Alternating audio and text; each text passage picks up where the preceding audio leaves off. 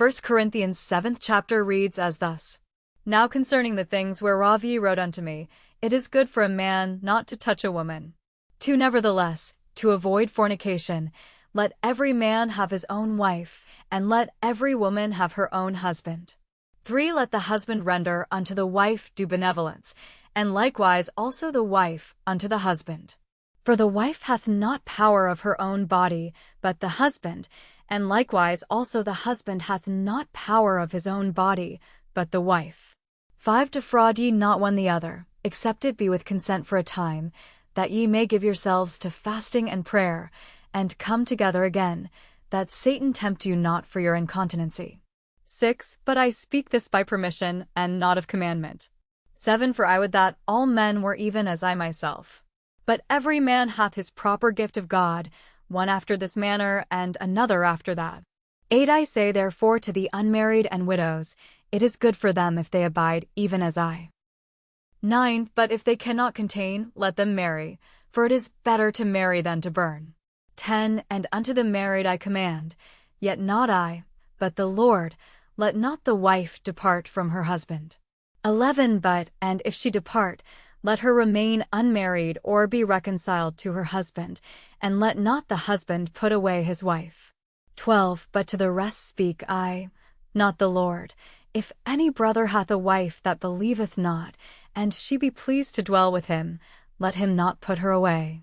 13 And the woman which hath an husband that believeth not, and if he be pleased to dwell with her, let her not leave him. 14 For the unbelieving husband is sanctified by the wife, and the unbelieving wife is sanctified by the husband, else were your children unclean, but now are they holy. 15 But if the unbelieving depart, let him depart. A brother or a sister is not under bondage in such cases, but God hath called us to peace. 16 For what knowest thou, O wife, whether thou shalt save thy husband? Or how knowest thou, O man, whether thou shalt save thy wife? 17 But as God hath distributed to every man, as the Lord hath called every one, so let him walk. And so ordain I in all churches. 18 Is any man called being circumcised? Let him not become uncircumcised. Is any called in uncircumcision? Let him not be circumcised. 19 Circumcision is nothing, and uncircumcision is nothing, but the keeping of the commandments of God. 20 Let every man abide in the same calling wherein he was called. 21 Art thou called being a servant? Care not for it, but if thou mayest be made free, use it rather. 22 For he that is called in the Lord, being a servant, is the Lord's freeman.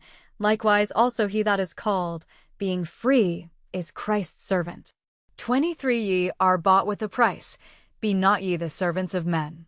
24 Brethren, let every man, wherein he is called, therein abide with God. 25 Now concerning virgins I have no commandment of the Lord. Yet I give my judgment, as one that hath obtained mercy of the Lord to be faithful. 26 I suppose therefore that this is good for the present distress. I say, that it is good for a man so to be. 27 Art thou bound unto a wife? Seek not to be loosed. Art thou loosed from a wife? Seek not a wife. 28 But, and if thou marry, thou hast not sinned, and if a virgin marry, she hath not sinned. Nevertheless such shall have trouble in the flesh, but I spare you. 29 But this I say, brethren, the time is short, it remaineth, that both they that have wives be as though they had none. 30 And they that weep, as though they wept not, and they that rejoice, as though they rejoice not, and they that buy, as though they possess not.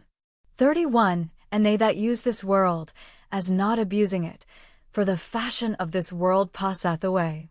32 But I would have you without carefulness. He that is unmarried careth for the things that belong to the Lord, how he may please the Lord. 33 But he that is married careth for the things that are of the world, how he may please his wife. 34 There is difference also between a wife and a virgin. The unmarried woman careth for the things of the Lord, that she may be holy both in body and in spirit, but she that is married careth for the things of the world, how she may please her husband. 35 And this I speak for your own profit, Not that I may cast a snare upon you, but for that which is comely, and that ye may attend upon the Lord without distraction. 36. But if any man think that he behaveth himself uncomely toward his virgin, if she pass the flower of her age, and need so require, let him do what he will, he sinneth not, let them marry.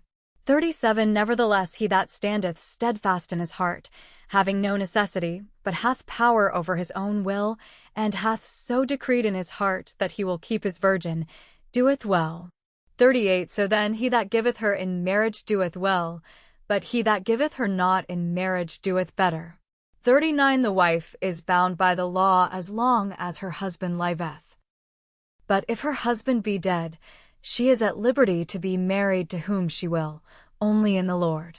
40. But she is happier if she so abide, after my judgment, and I think also that I have the Spirit of God.